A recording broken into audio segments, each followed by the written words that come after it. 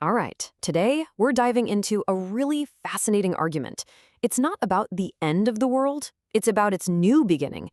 It's an idea called the Inaugurated New Creation, and let me tell you, it seriously challenges some of our most common beliefs about what happens next. So let me ask you a question. When you imagine the afterlife, what's the first thing that pops into your head? For a lot of us, it's probably a picture like this: our soul leaving our body behind, floating up to some purely spiritual place, totally separate from Earth, right? And that vision, that idea of a disembodied heaven, it's huge. It has shaped Western culture for centuries. But what if it's not the only answer? The material we're digging into today suggests that the very earliest Christians might have had a completely different destination in mind. Okay, so first, let's really unpack this common view. The source material we're looking at calls it full-stop preterism, and when you get right down to it, its main theme is basically an escape plan from the physical universe. In this spirit heaven model, our physical world just kind of keeps on going. But salvation, that's personal. It's like an individual escape hatch just for your soul.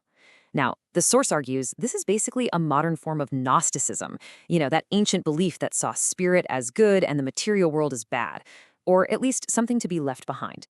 In this view, any talk about a new earth isn't literal, it's just poetic metaphor. So you have to wonder, where did this idea of a huge split between spirit and matter even come from? Well, it turns out it's rooted in a philosophical debate that's been raging for over 700 years, all sparked by two absolute intellectual giants. So in one corner, you have Thomas Aquinas. His big idea, analogical predication, basically argues there's this massive unbridgeable gap between God and everything God created. We can't know God's essence directly, we can only know what God is like through analogy. This creates a really strict hierarchy, and it puts God in a totally separate category of being. And this has a massive consequence for the afterlife.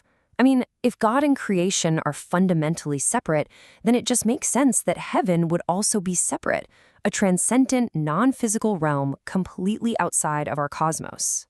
But then, John Duns Scotus comes along with a radically different idea, univocal predication. Scotus argued that a word like being means the exact same thing whether you're talking about God or a person. The only difference is the scale. God's being is infinite, ours is finite. And with that one simple shift, that massive gap between creator and creation just closes. And here is the absolute game changer. If God and creation share a single continuous reality, then heaven can't be an escape hatch. It can no longer be somewhere else. Instead, salvation has to be the ultimate fulfillment and the perfection of our existing cosmos. And this table just lays out the two paths perfectly. On the left, Aquinas' system leads to a distant God and a separate heaven. On the right, Scotus' system leads to a unified reality where heaven is the renewal of the cosmos. Two completely different futures, and it all stems from one philosophical disagreement. It's kind of wild, right? So you can see the two endgames right here, side by side. One path leads to a heaven that is literally an exit from the cosmos. The other leads to a cosmos that is itself perfected and renewed. It's a pretty powerful visual contrast when you see it like this. Now, the source we're looking at argues that one of these views aligns much more closely with what the earliest Christians believed. So let's take a trip back in time, to the early church. In those first few centuries, a major theological battle was being fought against Gnosticism, that whole idea that the physical world is a prison we need to escape.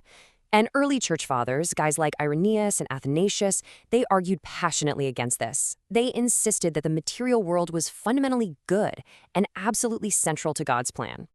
And this famous quote from Athanasius just captures that spirit perfectly. Now, the point isn't about becoming equal to God, but about all of humanity, body and soul, the whole package, being transformed and elevated. It's a physical, embodied idea of salvation, which is the complete opposite of escaping the body.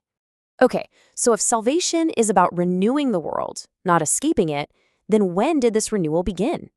Well, the source proposes a very specific and maybe even a little surprising answer. The core argument is that this millennium of renewal actually began between 30 and 70 AD. It kicked off around 30 AD with the crucifixion and resurrection, and it culminated in 70 AD with the destruction of the Jerusalem temple, which was this huge symbolic end to the old system. This 40-year window wasn't the end of history, but its decisive turning point. So this leaves us with two radically different visions for the future of our cosmos. Let's just put them side by side one last time. So on one side, you've got the spirit heaven model, a world that's ultimately left behind, where salvation is a private escape. And on the other, you have the inaugurated new creation, a world that is actively being healed and restored, where salvation is this huge cosmic project that includes everything. And that brings us to the final critical question. Is the cosmos a sinking ship we need to abandon? Or is it a garden to be restored, a grand project that began 2,000 years ago and is, perhaps, still unfolding all around us today?